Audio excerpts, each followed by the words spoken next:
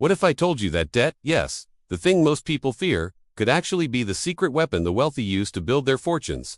While most people think debt is dangerous, the truth is, when used the right way, debt can become one of the most powerful tools to grow wealth faster than savings alone. In today's video, I am breaking down 15 smart ways you can use debt to grow your wealth in 2025 and beyond. Stick with me until the end, because I'll share the one debt strategy that the top 1% swear by, and it is probably not what you think. But before we dive in, make sure to hit that subscribe button, give this video a like, and turn on the bell icon so you never miss powerful insights on money, investing, and financial freedom.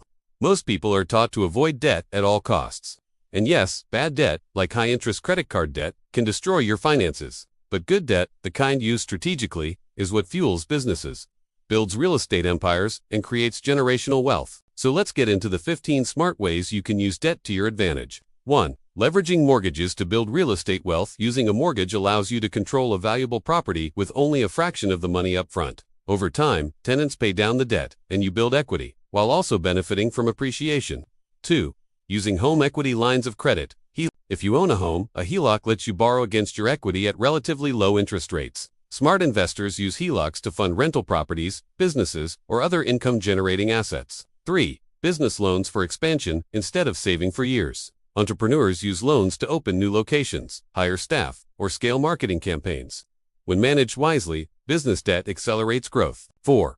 Student loans as an investment in skills. Not all student loans are bad. If the education you're paying for leads to a high-income career or specialized skill set, the return on investment can outweigh the debt.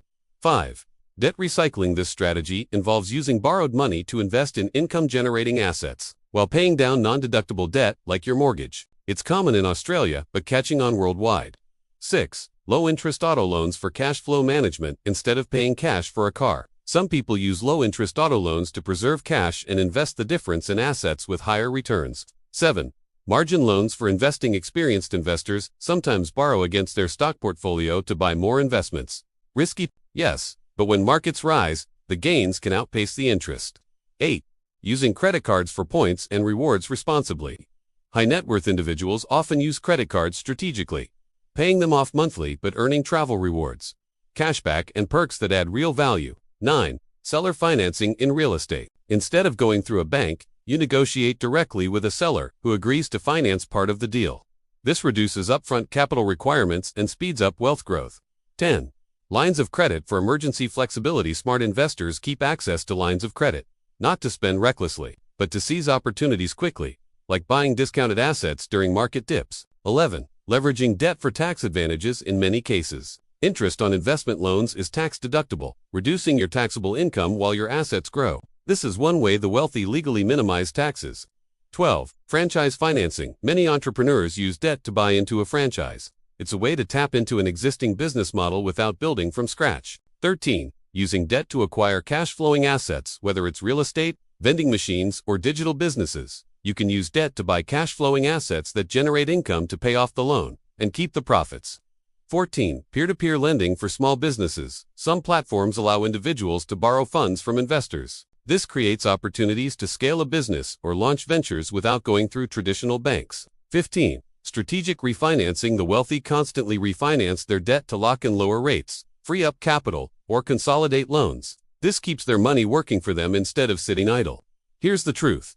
The poor work for money, but the wealthy make money work for them. Debt, when used wisely, isn't a burden, it's leverage. But remember, all of this only works if you're disciplined and use debt to acquire income-producing assets, not liabilities. So, which of these 15 smart debt strategies are you most interested in trying? Let me know in the comments below.